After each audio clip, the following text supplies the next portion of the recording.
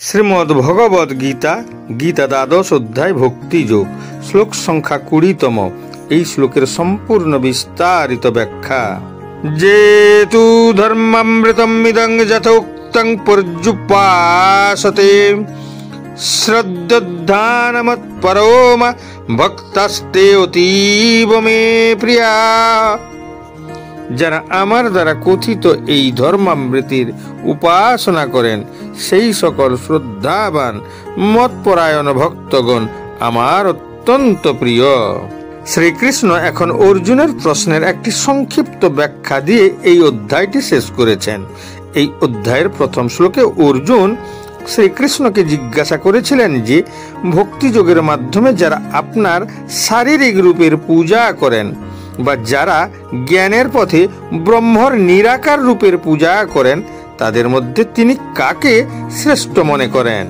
শ্রীকৃষ্ণ এই অধ্যায়ের দ্বিতীয় শ্লোকে উত্তর দিয়েছিলেন যে যারা তার সাকার রূপের ভক্তিতে অবিচলিতভাবে নিমগ্ন থাকেন তাদের তিনি শ্রেষ্ঠ যোগী বলে মনে করেন।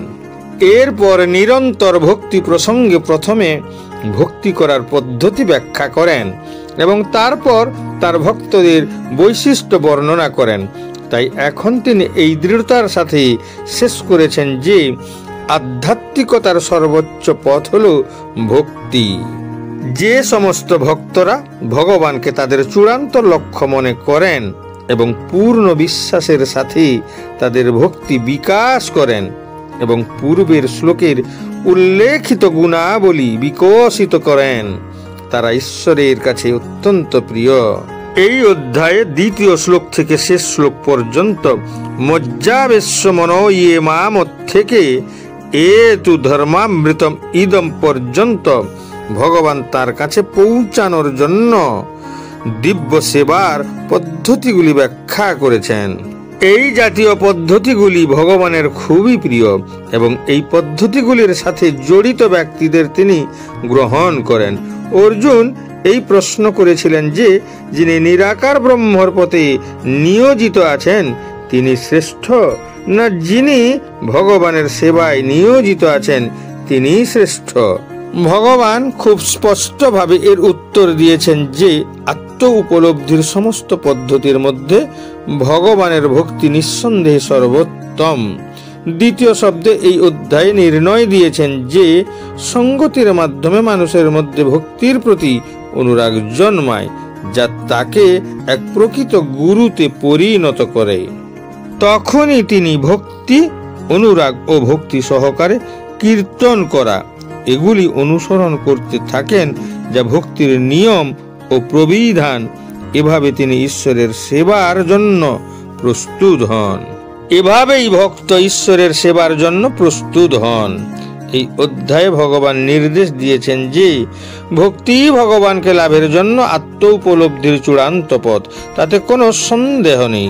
এই অধ্যায়ে বর্ণিত পরম সত্যের নিরাকার ধারণাটি সেই সময়ের জন্য নির্দেশ করা হয়েছে যতক্ষণ না মানুষ আত্ম উপলব্ধিতে নিজেকে উৎসর্গ করেন। দ্বিতীয় নির্দেশে বলেছেন যতক্ষণ পর্যন্ত না কেউ একজন শুদ্ধ ভক্তের সাথে মেলামেশার সুযোগ পান কেবল তখনই তার ধারণা হতে পারে যে নিরাকার সাধনাই একমাত্র লাভের পথ হতে পারে।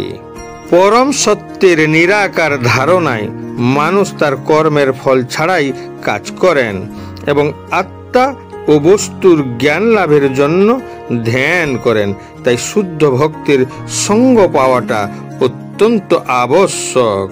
সৌভাগ্যবশত কেউ যদি শুদ্ধ ভক্তিতে সরাসরি কৃষ্ণ ভাবনায় নিযুক্ত হতে চায় তবে তাকে আত্ম উপলব্ধির জন্য এতগুলো ধাপ অতিক্রম করতে হয় না।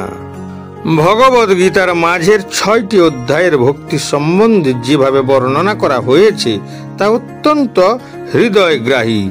বেঁচে থাকার জন্য একজন মানুষের যা যা প্রয়োজন তা নিয়ে তাকে চিন্তা করতে হয় না। যদি তিনি প্রকৃত পথে নিমগ্ন থাকেন তবে ঈশ্বরের কৃপায় তিনি সবকিছুই স্বয়ংক্রিয়ভাবে পেয়ে যান।